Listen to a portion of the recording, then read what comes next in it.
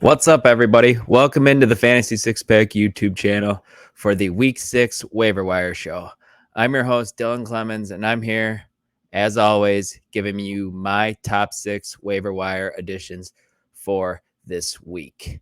But before I get started doing that, I want to quickly remind you to please hit that like button. Please subscribe to the channel if you don't already, and hit that bell for notifications so you get notified when we go live or when we post a new video. And that's pretty much every day of the week now that we are in the heart of the football season. So, and then after you do that, I would appreciate it if you guys head on over to fantasy6pack.net/plans and become an all access member. You get access to our award winning rankings, access to our F6P Discord, where you get custom advice for your leagues and custom DFS builds, where our DFS guys have just been killing it this year. You get direct access to our F6P team, who our betting guys, Alan and Mark Strasberg, have been really killing that as well. So it's been doing well.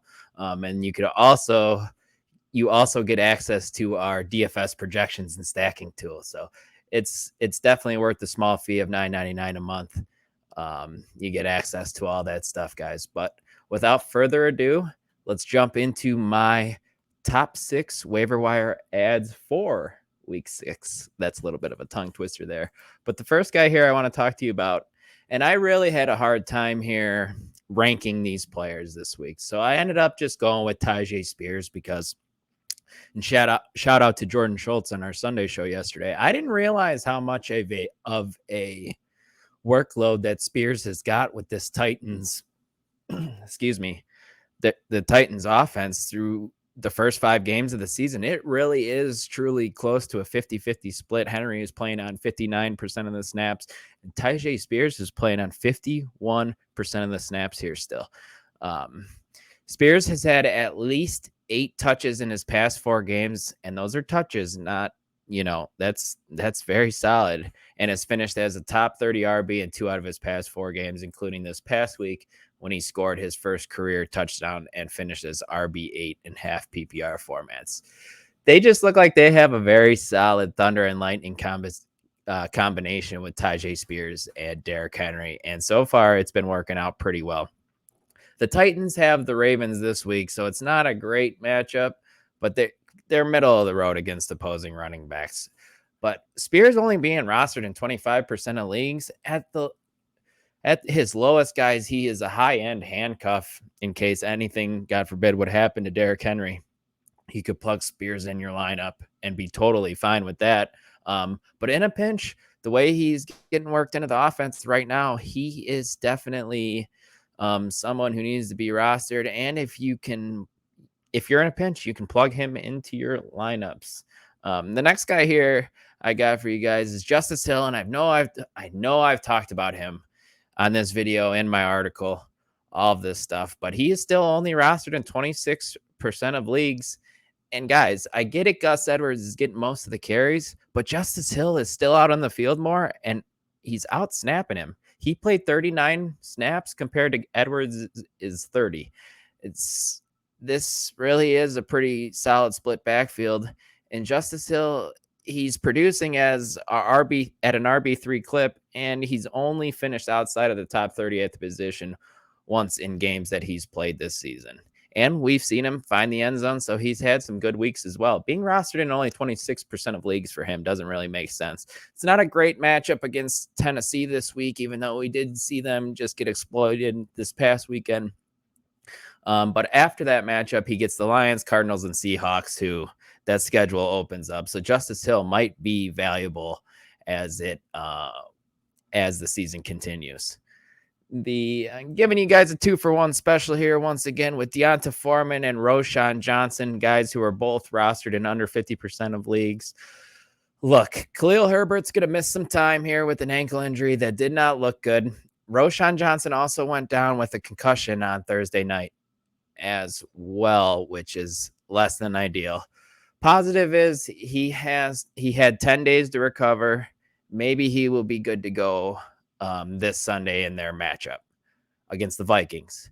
However, if he's not ready to go, wheels up for Foreman, who's been a healthy scratch since week 1, but we have seen Foreman produce when he gets the carries. And if Roschon Johnson and Khalil Herbert are both out, he is going to get the carries. Last year, we saw him run for 914 yards. And according to Player Profiler, he was 25th in evaded tackles, 14th in breakaway run rate, and 9th in breakaway runs. So he is a big play waiting to happen. And we have seen this Bears running game with Khalil Herbert be able to bust big gainers this year. So if Deonta Foreman's really the last man standing, I have no problem picking him up off of waivers and starting him this week against the Vikings, who, let's be honest, everybody, the Vikings defense does not scare anybody. I know they can get beat up through the air more than on the ground, but I am not afraid to start running backs against Minnesota. Let's just be safe to say. And Foreman should be available on your waiver wires.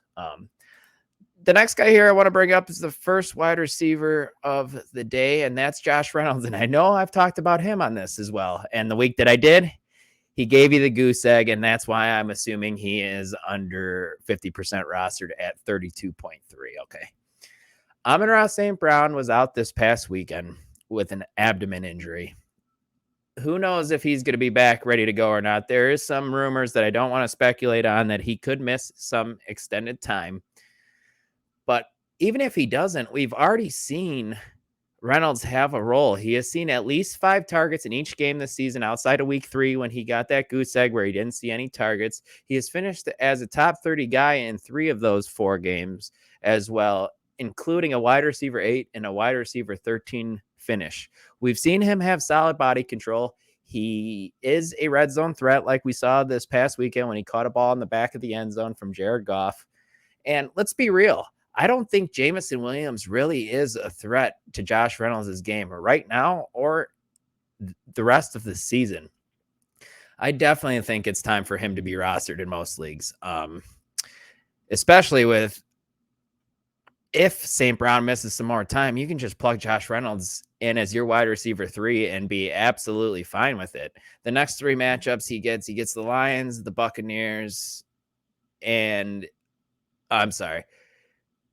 he gets the Buccaneers, the Ravens, and the Raiders. So it's not, and they're all pretty much middle of the pack against opposing wideouts. So the schedule is not too scary either. So pick up Josh Reynolds. He's probably going to get you 10 to 15 fantasy points and be completely fine. This next guy, he's someone that I'm excited about, and that's Josh Downs, the rookie from the Indianapolis Colts, who's rostered in just 10% of leagues. He has had a role in this offense since day one. He's 3rd on the team in snap share at the wide receiver position, but that's because he's the slot receiver. So he's only playing on 70% of downs, but he is 2nd in the team in targets behind just Michael Pittman. And guys, Anthony Richardson went down with a shoulder injury this past week. It might be an AC sprain. He could miss 4 to 6 weeks, and that means Gardner Minshew is going to be the starting quarterback. Well, we already saw a sneak peek of this when this happens, and Minshew in week 3, when he started, he targeted Josh Downs 12 times, guys, where he caught 8 of those balls, but for just 57 yards. Downs is the close to the line of scrimmage guy, so he might struggle with the yardage, but he's definitely going to see the targets and get the catches. Like we saw this past weekend, he caught all 6 of his targets for 97 yards, and he finished his wide receiver 17 and a half point PPR formats. And if it's a PPR league, he's even better with the 6 catches. So if you need him to start this week in a pinch, I don't have an issue with that, as he's taking on the Jacksonville Jaguars, who are also middle of the pack against opposing wide receivers. So it's definitely not a matchup that is taking me away from Josh Downs either. And this last guy I got to bring up, we talked about KJ Osborn before, and we have seen him produce at times. And guys, he's on the field for 90% of the Minnesota Vikings snaps so far this year. He's just being out-targeted by Jefferson, Hockenson, Jordan Addison. Well, Justin Jefferson came up limping a little bit, and he's dealing with a hamstring injury. If he misses this week and misses extended time, KJ Osborn needs to be started, guys. A very good matchup against the Bears this week as well. The Bears secondary is banged up, and they have given up the 11th most fantasy points to opposing wide receivers.